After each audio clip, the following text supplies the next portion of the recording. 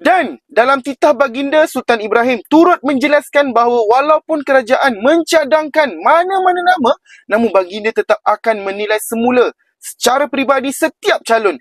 Ini menunjukkan betapa seriusnya baginda menjaga maruah dan integriti institusi diraja. Sebenarnya rakyat kita hari ini dah sangat penat dengan budaya title first, kerja kemudian. Orang yang tak pernah nampak batang hidung semasa susah senang, tiba-tiba dapat gelaran. Sumbangan pun kita tak tahu entah ke mana, apa benda yang disumbangkan.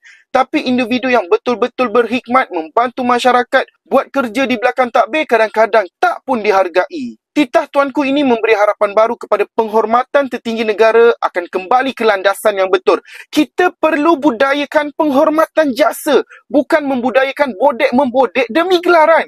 Apa maknanya sebuah pingat kalau datang dari jalan yang tidak bermaruah? Sebagai rakyat, kita sambut baik titah ini, kita